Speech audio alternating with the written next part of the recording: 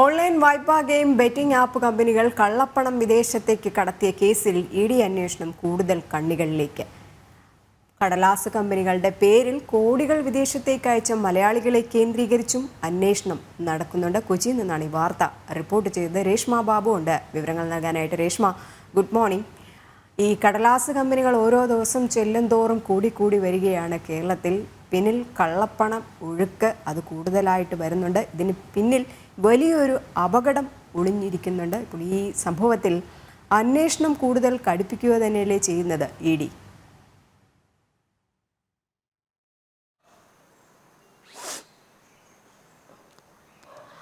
Rajani, morning. ഈ കള്ളപ്പണ ഇടപാടുമായി ബന്ധപ്പെട്ട്, അതായത് ഓൺലൈൻ വായ്പ ഗെയിം ബെറ്റിംഗ് ആപ്പ് കമ്പനികൾ വിദേശത്തേക്ക് കള്ളപ്പണം കടത്തി എന്നതുമായി ബന്ധപ്പെട്ട് ഇഡി അന്വേഷണം മുറുകുകയാണ്. കൂടുതൽ കണ്ണികളിലേക്ക് അന്വേഷണം നീളുന്നുണ്ട്. മലയാളികളെ കേന്ദ്രീകരിച്ചുകൊണ്ടാണ് ഈ അന്വേഷണം വിപുലപ്പെടുത്തുന്നത്. നേരത്തെ ഈ പ്രാഥമികഘട്ട അന്വേഷണത്തിന്റെ ഭാഗമായിട്ട് എറണാകുളം സ്വദേശിയായിട്ടുള്ള റാഫേൽ ജെയിംസ് റൊസാരിയോ, അതോടൊപ്പം വർഗീസ് എന്നിങ്ങനെ രണ്ടുപേരെ ഇഡിയുടെ ഉദ്യോഗസ്ഥർ ചോദ്യം ചെയ്തിരുന്നു. ഇവരെ കേന്ദ്രീകരിച്ച്, ഇവരുമായി ബന്ധമുള്ള ആളുകളെ കേന്ദ്രീകരിച്ചാണ് കൂടുതൽ അന്വേഷണം ഇഡി നടത്താൻ ഉദ്ദേശിക്കുന്നത്. നിലവിൽ റാഫേൽ ജെയിംസ് റൊസാരിയോയുടെ ബാങ്ക് അക്കൗണ്ടുകൾ വഴിയാണ് ഈ കള്ളപ്പണം വിദേശത്തേക്ക് കടത്തിയത്. ഒപ്പം തന്നെ ഈ ഇടപാടിൽ വർഗീസും പങ്കാളിയായിരുന്നു. അങ്ങനെയാണ് ഇവരെ രണ്ടുപേരും ചോദ്യം ചെയ്യുന്ന ഒരു ഘട്ടത്തിലേക്ക് ഇഡി കടന്നത്.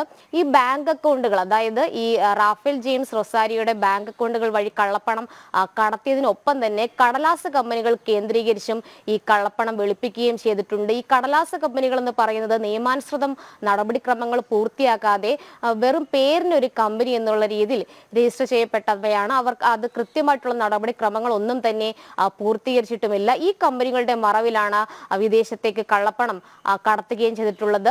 നിരവധി പേർ ഇത്തരത്തിൽ ഓൺലൈൻ വായ്പ ബെറ്റിംഗ് ആപ്പ് കമ്പനികളിൽ നിക്ഷേപം നടത്തിയിട്ടുണ്ട്. ആദ്യഘട്ടത്തിൽ വിവിധ ബാങ്ക് അക്കൗണ്ടുകളിലൂടെയാണ് നിക്ഷേപം നടത്തുന്നത്. അതായത് ഈ ഓൺലൈൻ ബെറ്റിംഗ് ആപ്പുകൾ വഴി സമാഹരിക്കുന്ന തുക വിവിധ ബാങ്ക് അക്കൗണ്ടുകളിൽ നിക്ഷേപിക്കും. അതിനുശേഷം ഇത് ഡൽഹി, മുംബൈ, ഒപ്പം തന്നെ ബംഗളൂരു ആസ്ഥാനമായിട്ട് പ്രവർത്തിക്കുന്ന, അല്ലെങ്കിൽ അത് നിയമാനുസൃതമല്ലാത്ത കടലാസ് കമ്പനികളിലേക്ക് ഈ കള്ളപ്പണം മാറ്റുകയും ചെയ്യും. അതിനുശേഷം ഇത് ക്രിപ്റ്റോ കറൻസി, വ്യാജ ഇൻവോയ്സുകളായിട്ടാണ് വിദേശത്തേക്ക് ഈ പണം കടത്തിക്കൊണ്ടിരുന്നത്. ഇത് സംബന്ധിച്ച് ആദ്യഘട്ടത്തിൽ തന്നെ ഇഡിക്ക് വിവരം ലഭിക്കുകയും പ്രാഥമികമായിട്ടുള്ള തെളിവ് ശേഖരണം നടത്തിയതിന്റെ അടിസ്ഥാനത്തിലാണ് രണ്ട് മലയാളികളെ കേന്ദ്രീകരിച്ച് അന്വേഷണം നടത്തിയത്. പക്ഷെ കൂടുതൽ നിരവധി മലയാളികൾ ഇതിന് പിന്നിലുണ്ടെന്നാണ് ഇഡിക്ക് ലഭിച്ചിട്ടുള്ള വിവരം. ഒപ്പം തന്നെ കേരളത്തിലും ഈ ഹരിയാനയിലെയും പോലീസ് സ്റ്റേഷനുകളിൽ രജിസ്റ്റർ ചെയ്ത കേസുകളിലാണ് നിലവിൽ ഇഡിയുടെ അന്വേഷണം പുരോഗമിക്കുന്നത്.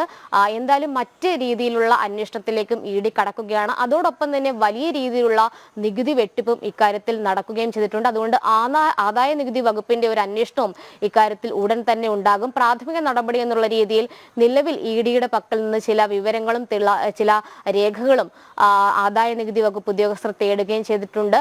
നേരത്തെ ഈ സിംഗപ്പൂർ ആസ്ഥാനമായിട്ട് പ്രവർത്തിക്കുന്ന ഒരു കമ്പനി, അതിന്റെ ഇന്ത്യയിലെ ബ്രാഞ്ചുകളിൽ ഇഡി ഉദ്യോഗസ്ഥർ റെയ്ഡ് നടത്തുകയും രേഖകളടക്കം പിടിച്ചെടുത്ത ഒരു സാഹചര്യം ഉണ്ടാകുകയും ചെയ്തിരുന്നു. എന്തായാലും ഈ കള്ളപ്പണം വെളുപ്പിച്ചതുമായി ബന്ധപ്പെട്ട് ഓൺലൈൻ വായ്പ ഗെയിം ബെറ്റിംഗ് ആപ്പ് കമ്പനികൾ വഴി കള്ളപ്പണം വെളുപ്പിച്ചതുമായി ബന്ധപ്പെട്ടുള്ള അന്വേഷണത്തിലേക്ക് ഇഡി കൂടുതൽ കടക്കുകയാണ്. കൂടുതൽ മലയാളികൾ ഇതിൽ ഉൾപ്പെട്ടിട്ടുണ്ട്. അവരെ കേന്ദ്രീകരിച്ചുള്ള അന്വേഷണമാണ് ഇഡി നടത്തുന്നത്. പ്രത്യേകിച്ച് ആരുടെയൊക്കെ ബാങ്ക് അക്കൗണ്ടുകൾ വഴി ഇത്തരത്തിൽ കള്ളപ്പണം വെളുപ്പിച്ചിട്ടുണ്ട്, അതിന്റെ മാർഗങ്ങൾ ഏതു വിധത്തിലായിരുന്നു, ആരുടെയൊക്കെ സഹായം ഇതിനു വേണ്ടിയിട്ട് കിട്ടിയിട്ടുണ്ട് തുടങ്ങിയ കാര്യങ്ങളാണ് ഇഡി അന്വേഷണ വിധേയമാക്കുന്നത്. എന്തായാലും ഇതുമായി ബന്ധപ്പെട്ട് കഴിഞ്ഞ കുറേ ദിവസങ്ങളായിട്ട് വാർത്തകൾ വരുന്നുണ്ട്. കാരണം ഈ ഓൺലൈൻ വായ്പ തട്ടിപ്പ് ആപ്പുകൾ കാരണം നിരവധി പേർ ആത്മഹത്യ ചെയ്ത ഒരു സാഹചര്യമുണ്ട്. അതിനിടയിൽ തന്നെയാണ് ഈ കള്ളപ്പണം വെളുപ്പിക്കാൻ വേണ്ടിയിട്ട് കൂടി ഇത്തരം ആപ്പുകൾ ദുരുപയോഗം ചെയ്യുന്നുണ്ട് എന്നുള്ള ഒരു വിവരം പുറത്തു വരുന്നത്. എന്തായാലും ഇതുമായി ബന്ധപ്പെട്ട് കൂടുതൽ വാർത്തകൾ